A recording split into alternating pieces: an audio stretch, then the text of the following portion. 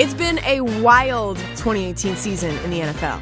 You need a little refresher? Well, here is everything that's happened. We picked up pretty much right where we left off, going from this epic celebration to raising their first ever banner to the rafters in the 215. Enjoy it while it lasts, Philly.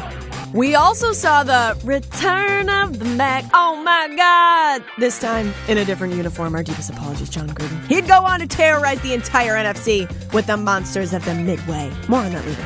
Guess who we didn't see? This guy. Steelers star running back Le'Veon Bell held out for his dough and ultimately skipped the entire 2018 season. Pissed off thousands of fantasy owners across America. And passed up on, wait, how much money? While Le'Veon was holding out for even more bread, we said hello to James Conner and his awesome hair, who popped on the scene, dominated the run game for the Steelers, and turned some heads in the process.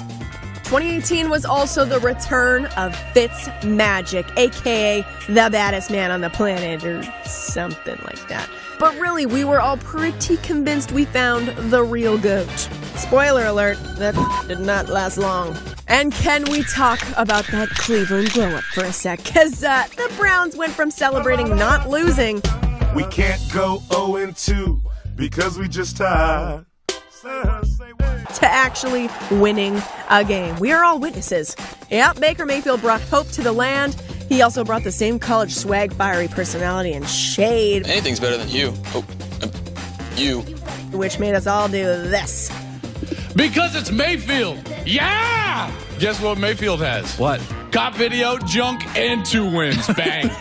Speaking of young stars, Patrick Mahomes made his first start for the Chiefs, and, well, turns out this guy is pretty good at football. I mean, are you serious? It's just silly. And so, Mahomie Mania swept the nation, even if he does put ketchup on his mac and cheese. The high-flying, southern drawl-having gunslinger, but I like to say that I can get anywhere from 80 to 85 yards. Broke records left and right, but he wasn't the only one racking them up. Drew Brees, at the ripe age of 40, became the NFL's all-time passing leader and broke a bunch of other records, too. Julio Jones reached 10,000 receiving yards, and Adam Thielen joined some pretty good company in Megatron. All the glory goes to the offensive guys, right? Well, not exactly. Khalil Mack showed everybody why he was the most coveted defensive player of the offseason and made the Raiders look silly in the process. Aaron Donald messed around and broke the single-season sacks record for defensive tackles. And while J.J. Watt wasn't busy terrorizing opposing quarterbacks, he was repping Schrute Farms. Michael! Let's talk about roughing the passer, shall we? Because the NFL really cracked down this season. I mean, really cracked down. Roughing the passer and you. To quarterbacks everywhere, you're welcome. Then Thursday Night Football came to Fox, which brought a few tears, some nonsense. Whoa, man down. And a whole lot of fun.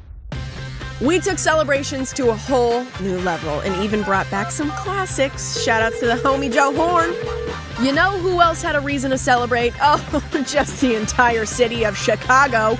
With Mitchapalooza and Matt Nagy's sweet visor, the Bears wreaked havoc on the NFC North and earned their first trip to the playoffs since 2010. While the Bears were on the come-up, it was a lot of the same old for the New York Football Giants. QSAT EliFace.gif. And pour one out for all the sideline equipment that crosses OBJ's path. Yikes.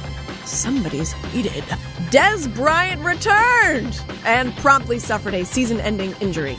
That escalated quickly. On a lighter note, the NFL brought us a lot of moments that made us go, aww, football really is family. And how about them Cowboys? America's team had a tumultuous season. They started 3-5, not ideal, but got hot in the second half of the season thanks to Conor McGregor. Hey, whatever works, y'all. Because they finally made it back to the playoffs and all of Texas was like... And the Rams fit right in Hollywood. Welcome to the new greatest show on turf. We saw the return of old Saint Nick.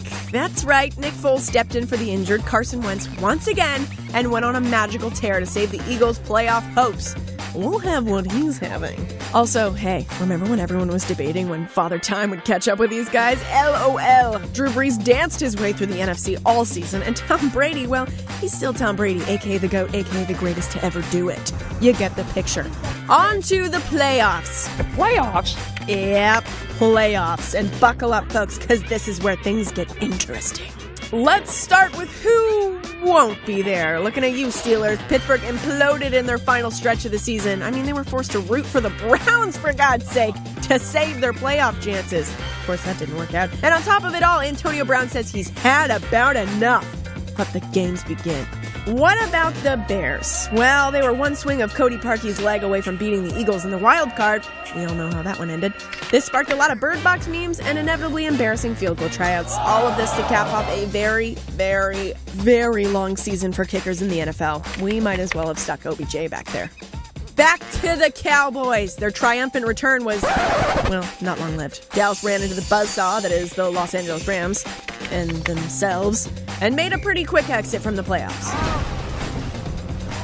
On to championship weekend. This was the best championship weekend ever. There, I said it. Both games went into overtime and both faced some seriously juicy controversy. We're definitely blaming Drake for that.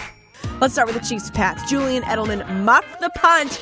Or did he, after a very close review? Turns out he actually didn't. Tom Brady prevailed because water is wet, and Saints-Rams happened. And so did the non-pass interference call heard around the world. People were not happy. It's just disappointing. Worst blown call in NFL history. And it's fairly obvious it's a pass interference. This was horrendous. Yeah, that pretty much sums it up. So there you have it, folks. The New England Patriots versus the Los Angeles Rams. The gritty vets. We're still here! Versus the flashy wonderkins. I think we ain't doing it. East Coast versus West Coast. Brady, Goff, Belichick, McVay. It all goes down in the ATL. Super Bowl 53. Let's go.